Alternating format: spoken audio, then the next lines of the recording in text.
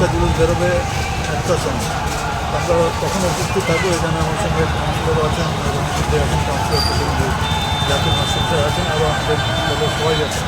প্রত্যেক বছরই আমরা এখান থেকে জলসেবাটা করি। আজকের দিনে আপনাদের মাধ্যমে সবাইকে আজকের দিনটা সত্যি খুব গর্বের দিন, গৌরবের দিন, আনন্দের দিন যে আজকে আমাদের জন্মদিন।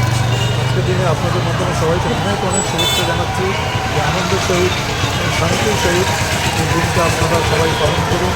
আমরা সবাই একসঙ্গে এই দিনটাকে অনেক আনন্দ উৎসবের সঙ্গে পালন করবো। সবাইকে অনেক অনেক শুভেচ্ছা আপনাদের মধ্যে। এই শহরের মহানগরীতে অত্যন্ত কোনো অশান্তির বাতাবরণ তৈরি হয়নি, তো তার জন্য এখানকার আধিকারিকরাও এই ইসলামপুরকে মিনি ভারতবর্ষ বলে। মহানগরী হিসাবে কতটা খুশি, কী বলবেন? আমাদের তো একটা ঐতিহ্য আছে ইসলামপুরে।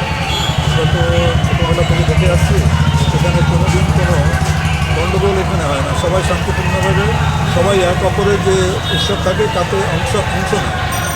আমরাও সবসময় আমরাও অংশগ্রহণ করি। আজকে হিন্দু জন্মদিন আমরা এখানে উপস্থিত হয়েছি, বা হিন্দু ধর্মের যেগুলো উৎসব থাকে, দুর্গা পূজায় আমরা এখানে উপস্থিত হই। দুর্গা পূজাতেও আমরা জলসেবা করি, বিসর্জনের দিন।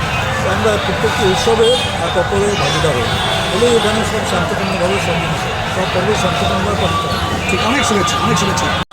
আমরা হুজুর সাল্লাল্লাহু জন্মবার্ষিকী পালন করছি। সব সম্প্রদায়ের লোক এখানে আমরা আছি। ইসলামপুরটা আমাদের মিনি ভারত। এই মিনি ভারত সবসময় শান্তির মিনি ভারত। আমরা এটাকে টিকে রাখার চেষ্টা করব।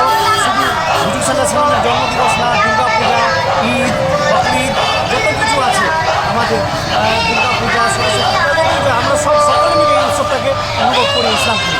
অবশ্যই আমাদের তরফ থেকে, আমাদের পার্টির তরফ থেকে আমরা সবাইকে শুভেচ্ছা জানাচ্ছি। এটা আমরা প্রতি বছরই করি। এখান থেকে যারা আসেন তাদেরকে আমরা জল বিতরণ করি। আর আমাদের এখানে এখানকার যে ঐতিহ্য আছে, আমরা সবাই মিলে এই উৎসবটাকে পালন করি।